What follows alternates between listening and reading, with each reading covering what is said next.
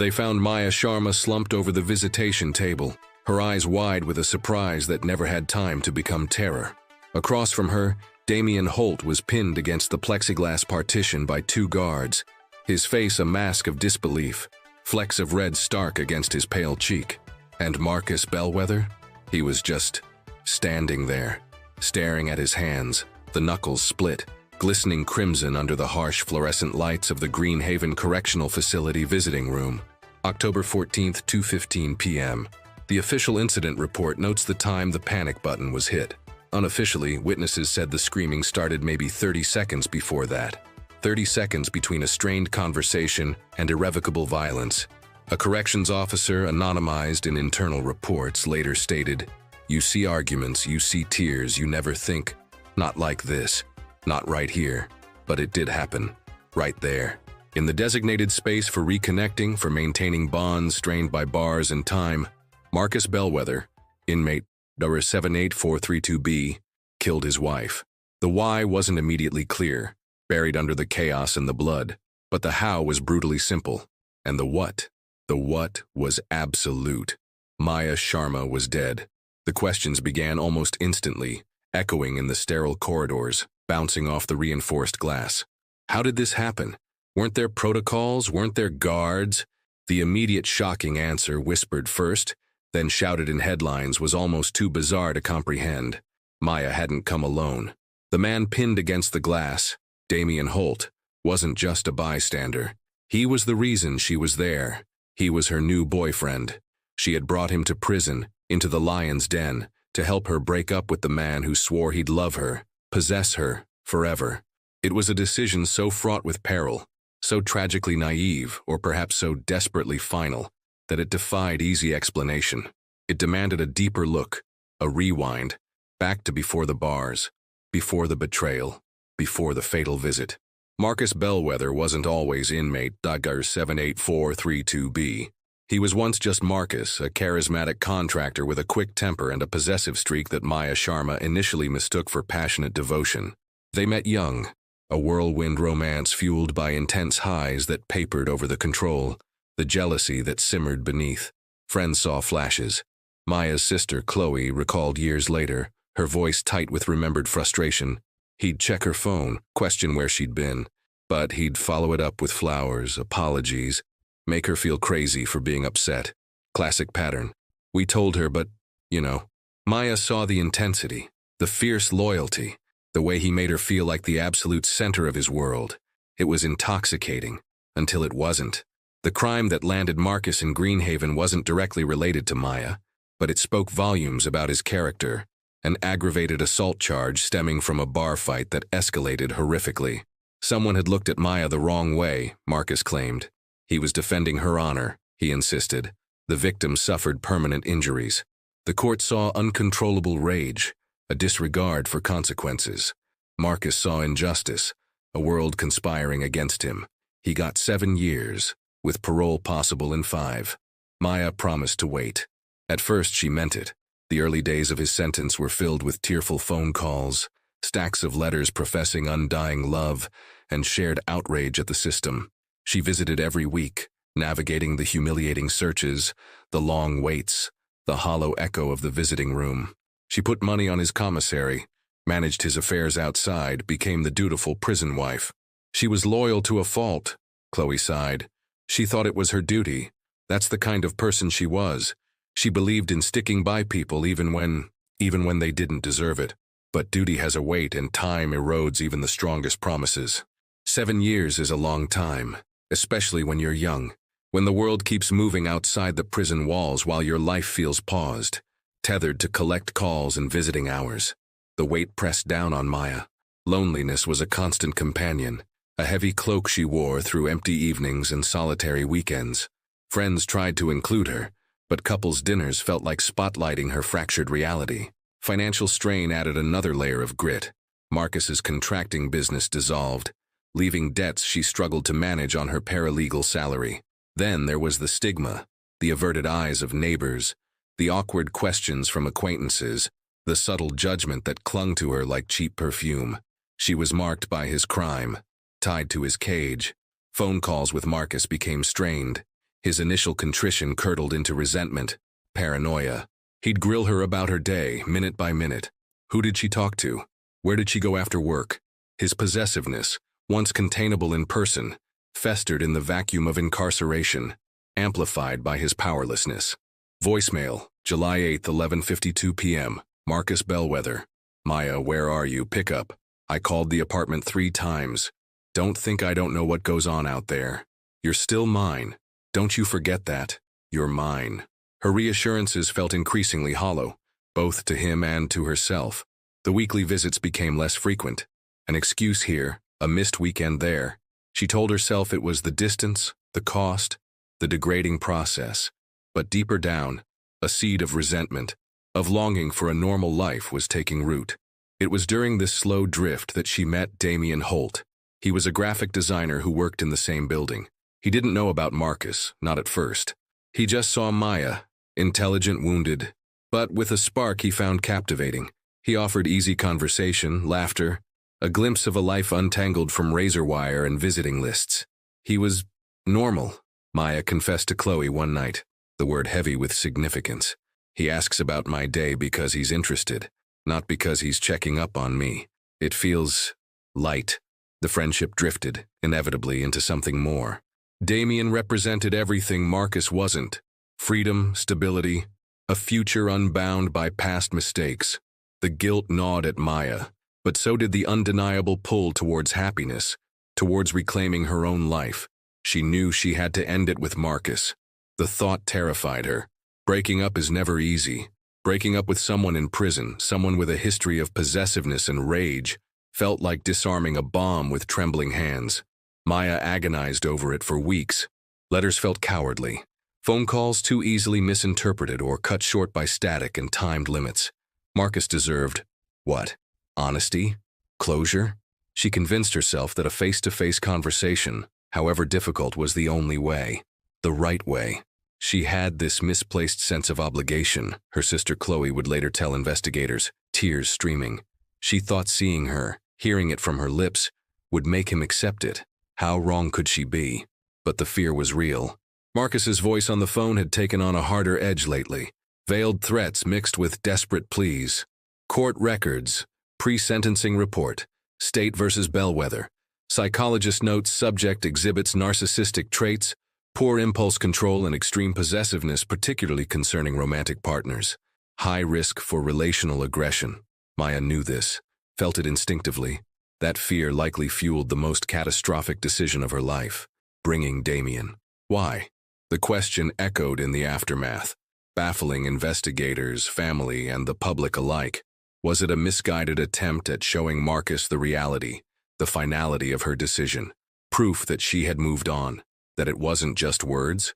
Was it a subconscious desire for protection, having Damien there as a buffer, a witness? Or was it something else? A flicker of defiance, a naive belief that blunt force honesty was the only language Marcus understood. Damien himself was hesitant. Interview transcript. Damien Holt. I told her it was a bad idea, seriously bad, go alone, write a letter, anything but this.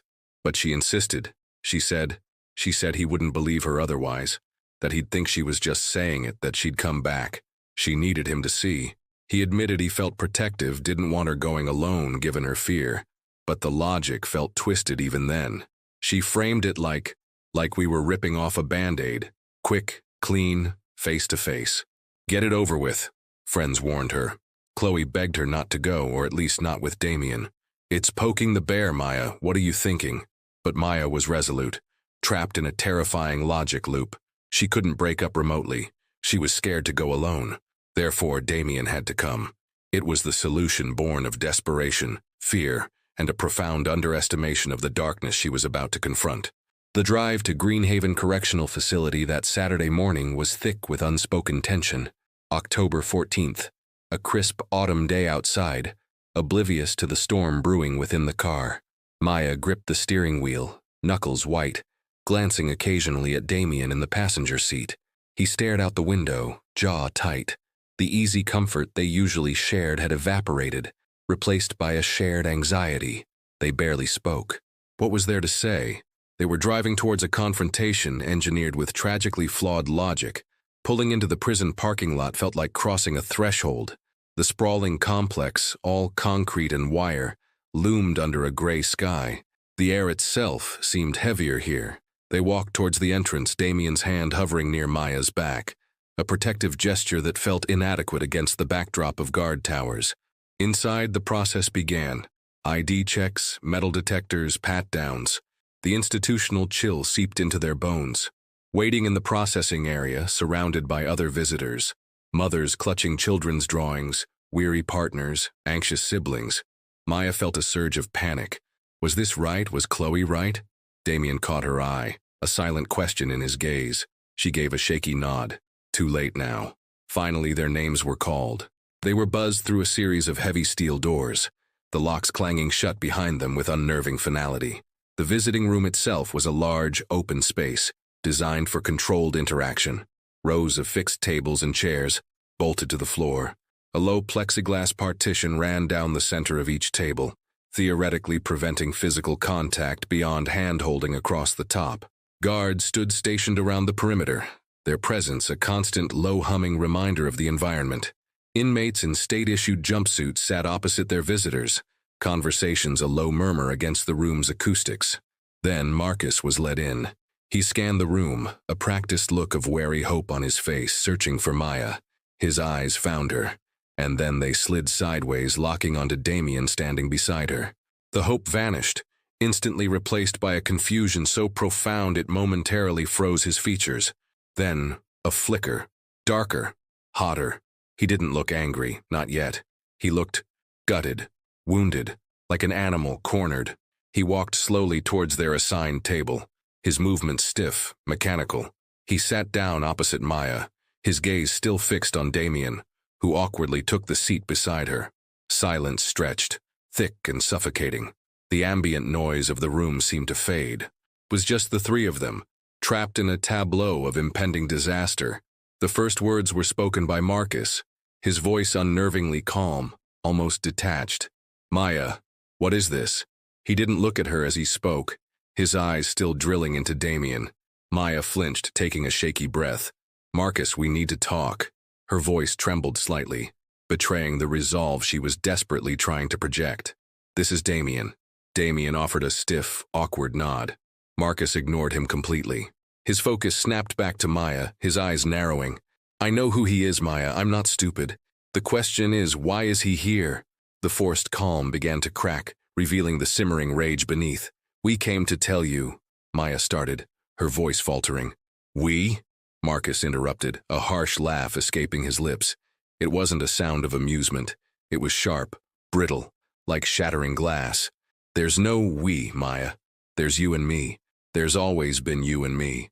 He leaned forward, his hands gripping the edge of the table, knuckles turning white. "So you want to tell me what this guy," he spat the word, finally flicking a dismissive glance at Damien, "is doing at our table?" "Marcus, please," Maya pleaded, glancing nervously at a nearby guard who seemed preoccupied with another visiting group. "I didn't know how else. I wanted to be honest." "Honest?"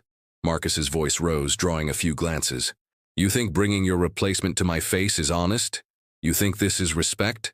Damien shifted uncomfortably. "Look, man, she just wanted—" "You shut your mouth!" Marcus roared, slamming his fist on the table. The sound echoed in the suddenly quiet room.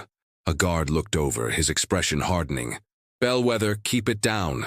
Marcus ignored him, his entire focus locked on Maya, his face contorted with a mixture of fury and raw pain.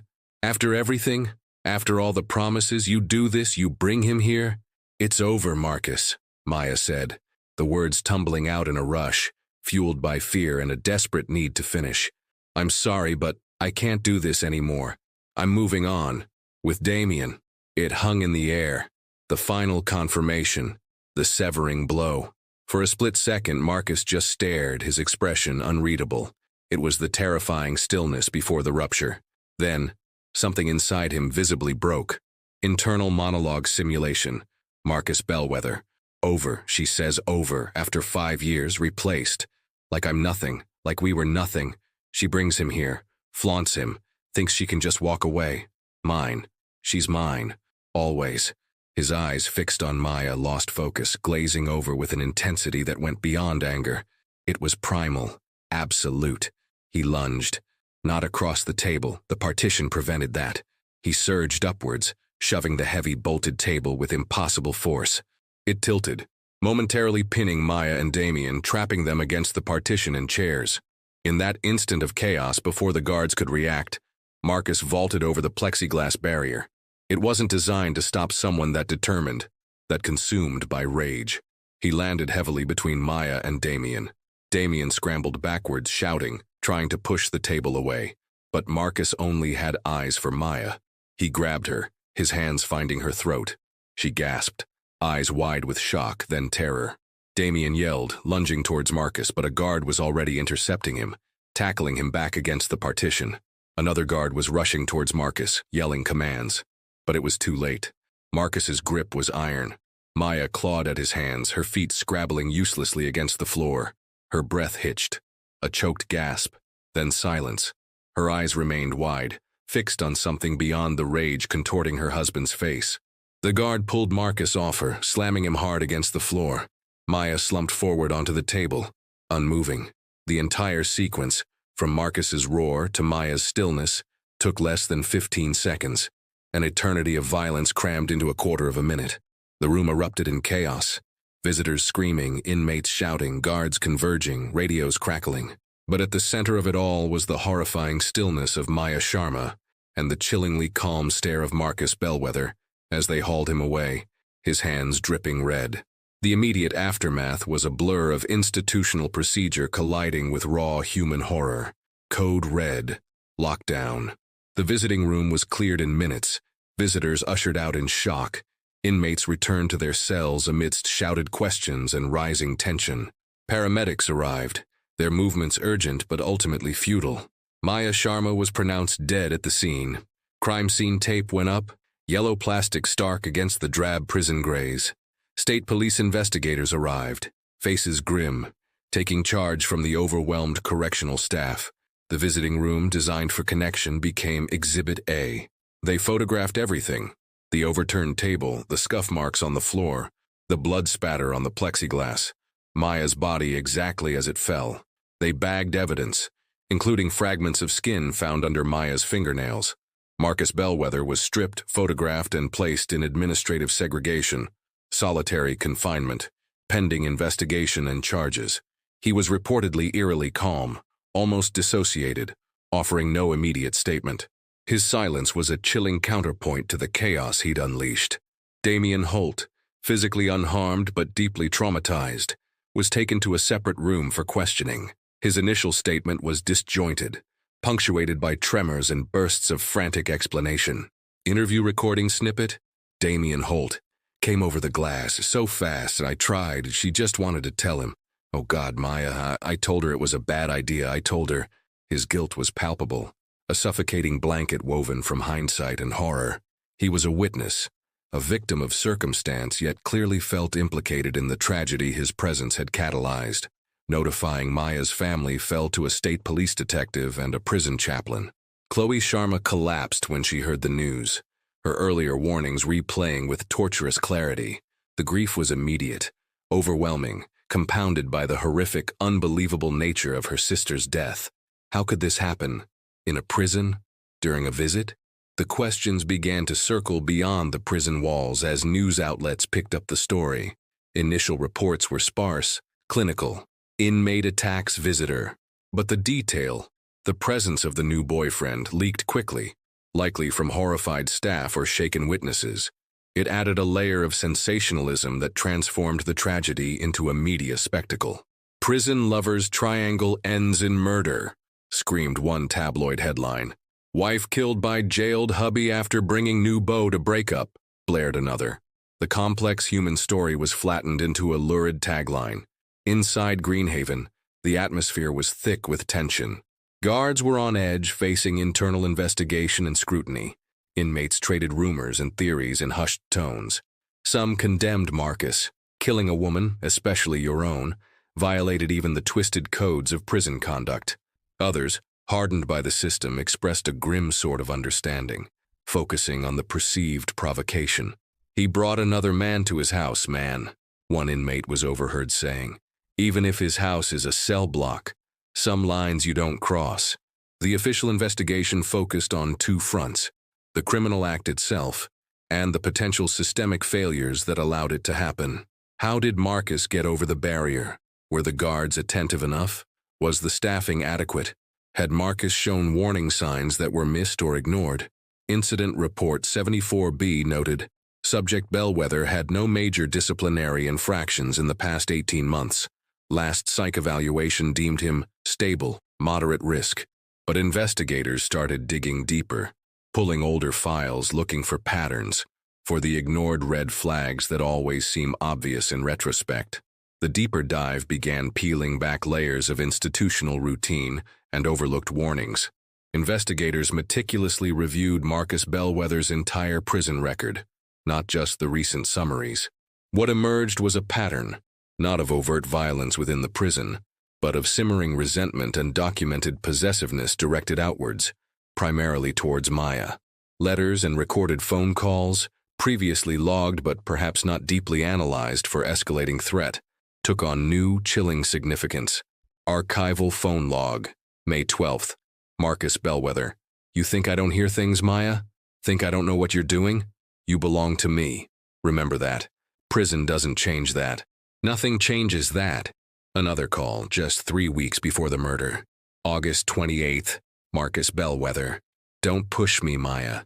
Don't ever think you can just replace me and I'll just sit here. You wouldn't like what happens if you push me too far." Were these explicit threats? In the cold light of hindsight, yes. At the time, were they interpreted as the desperate, angry ramblings of an incarcerated man losing control, or as actionable warning signs? The line is often tragically blurred. Then came the psychological evaluations.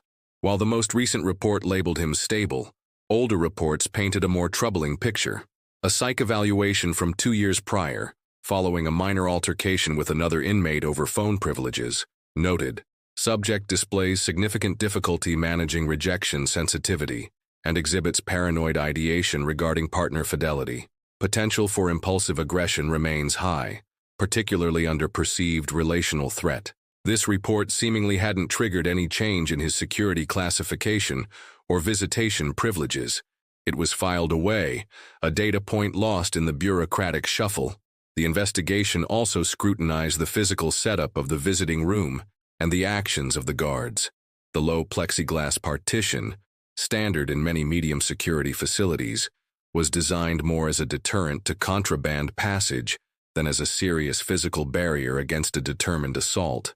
Contact visits, allowing hand-holding and brief embraces, were deemed crucial for maintaining family ties, a key factor in reducing recidivism. But that policy created the vulnerability Marcus exploited. What about the guards? Witness statements confirmed 2 officers were present in that section of the room, overseeing roughly 15 visitor groups, standard staffing levels. But interviews revealed a potential moment of distraction. Guard witness statement, anonymized: "I was dealing with another visitor trying to pass something unauthorized to an inmate, maybe 15-20 seconds. When I looked back, Bellwether was already shouting." That brief window, that momentary lapse in direct observation, might have been all Marcus needed. Could it have been prevented with higher staffing? Different barrier designs? Non-contact visits only for inmates with documented risk factors? These questions fueled the internal investigation and sparked debate about systemic flaws. Then came a potential twist, a detail complicating the narrative of Maya as a purely tragic victim of circumstance. Investigators found emails on Maya's work computer, backed up to the cloud. Emails between her and Damien in the week leading up to the visit. One from Damien read, "Are you absolutely sure about this, Maya? Going there together? It feels like throwing gas on a fire." Maya's reply, "I have to, D. It's the only way he'll understand it's real. He needs to see us. He needs the shock. Otherwise, he'll never let go. He'll keep calling, writing, threatening from in there. This is the only way to make a clean break, painful as it is." Was it naivete or a calculated, desperate gamble? Did she believe the shock would paralyze him, not ignite him? It didn't excuse Marcus's actions, but it added another layer of complexity, another facet to the tragedy. The terrible miscalculation driven by fear and a desire for finality. The weapon itself was Marcus's bare hands, fueled by adrenaline and rage, underscoring the horrific intimacy of the violence. No shiv, no contraband blade. Just brute force unleashed across a table meant for connection. The trial of Marcus Bellwether became a media sensation, capturing the morbid curiosity of a public fascinated by crimes of passion and the dark complexities of human relationships. The prosecution painted a clear picture: premeditated murder fueled by jealousy and rage. Assistant District Attorney Helen Ramirez laid out the timeline, the documented threats in letters and calls, the chilling calmness Marcus displayed immediately after the attack. This wasn't a spontaneous act of passion, Ramirez argued in her opening statement, her voice resonating through the packed courtroom. This was the culmination of years of possessiveness, control, and resentment. He couldn't have her, so he made sure no one else could either. He lured her there under the guise of a visit, and executed her when she confirmed his worst fears. They presented the physical evidence, the autopsy report detailing death by strangulation, the DNA evidence under Maya's nails matching Marcus, the eyewitness accounts from guards, and a visibly traumatized Damien Holt. Damien's testimony was harrowing. On the stand, he recounted the final conversation, Marcus's escalating anger, the terrifying speed of the attack. Cross-examination by the defense was brutal, probing his relationship with Maya, questioning his presence at the prison, subtly suggesting he shared responsibility for provoking Marcus. "Mr. Holt," defense attorney Arthur Finch pressed, "did you truly believe accompanying Ms. Sharma to confront her incarcerated, volatile husband was a wise or even safe course of action? Did you consider the potential consequences?" Damien, pale and sweating, could only reiterate Maya's insistence. She thought it was the only way. Marcus's defense team opted for a strategy focusing on extreme emotional disturbance. They didn't deny he killed Maya, but argued it wasn't premeditated murder. Finch painted Marcus as a man broken by incarceration, pushed beyond his limits by the ultimate betrayal, his wife bringing her new lover to discard him in the cold environment of prison. Imagine the shock, the humiliation, the psychological blow, Finch implored the jury. Seeing the woman you love, the woman who promised to wait, sitting there with another man telling you it's over. In that pressure cooker, any man might snap. They called psychologists who testified about Marcus's documented emotional volatility, his rejection sensitivity, the psychological impact of long-term incarceration.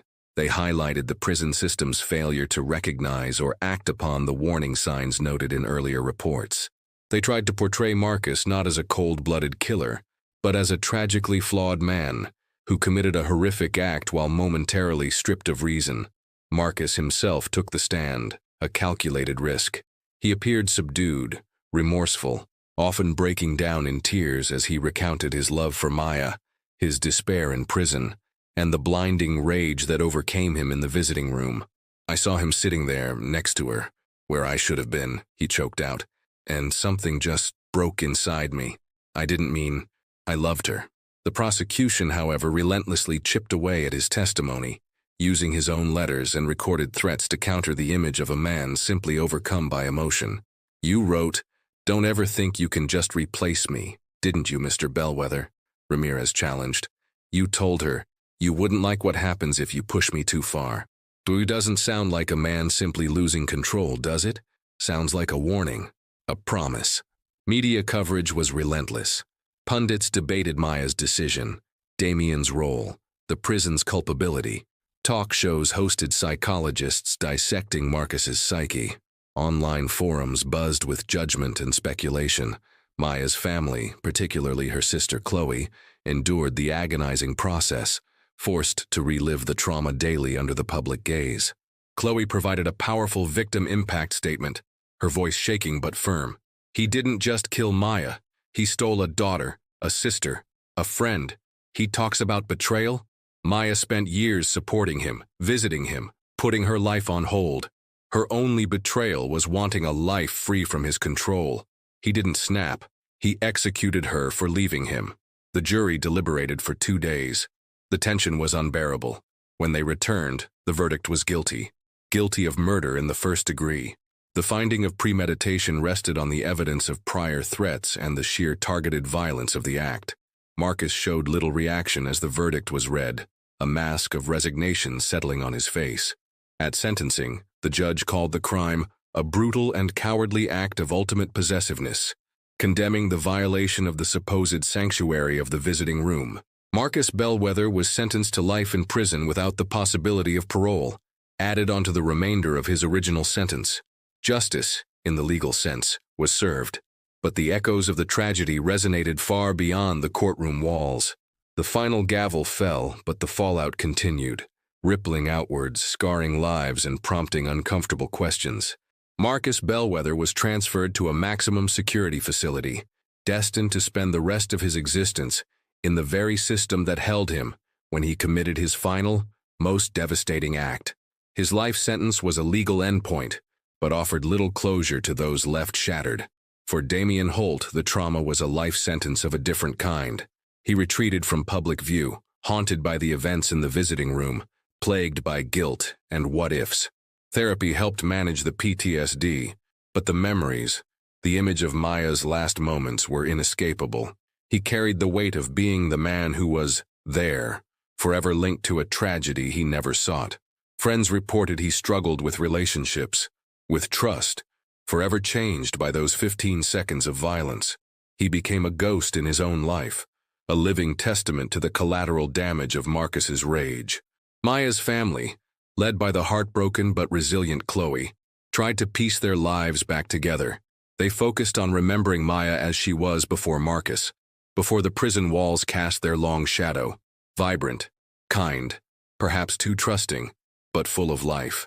They became quiet advocates for victims of domestic violence, particularly those navigating the complexities of relationships affected by incarceration, hoping to spare another family their unbearable pain.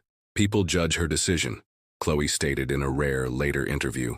"They don't understand the fear she lived with, the manipulation, the feeling of being trapped even with him behind bars. She made a mistake, a terrible one, but she didn't deserve to die for it." The Greenhaven Correctional Facility implemented changes in the wake of the murder. Visitation policies were reviewed. The low plexiglass partitions in the medium security visiting room were replaced with floor-to-ceiling reinforced glass booths, eliminating physical contact entirely for all inmates, a move criticized by prisoner rights groups for punishing everyone for one man's actions. Staffing levels during visits were increased, and protocols for monitoring inmate communications for potential threats were supposedly tightened, though cynicism remained about the effectiveness of bureaucratic fixes against deep-seated human desperation. The case became a grim footnote in correctional facility training manuals, a case study in risk assessment failure and the unpredictable volatility of the human element within controlled environments. The media frenzy eventually died down, moving on to the next tragedy, the next sensational headline. But the story lingered online, a cautionary tale stripped of nuance, debated in forums, cited in arguments about crime and punishment, love and betrayal. The viral narrative often overshadowed the messy human reality, the desperation of Maya, the possessive obsession of Marcus, the tragic bystander role of Damian, the systemic vulnerabilities. It served as a brutal reminder that prison walls contain individuals, not just statistics, and the emotional ties that bind them to the outside world can become lifelines, or as in this case, fuses leading to detonation. The fluorescent lights in the Greenhaven visiting room still hum, but the space feels colder now, haunted by the echo of a scream and the memory of a fatal miscalculation. It stands as a monument to broken promises, ignored warnings, and the devastating consequences when love curdles into obsession and desperation leads to an unthinkable act in a place where safety was assumed, but ultimately, tragically, failed. The story of Marcus, Maya, and Damian isn't just about a murder in a prison. It's about the invisible bars of control, the weight of past mistakes, and the terrifying truth that sometimes the most dangerous places are not the cells themselves, but the spaces where broken human hearts collide.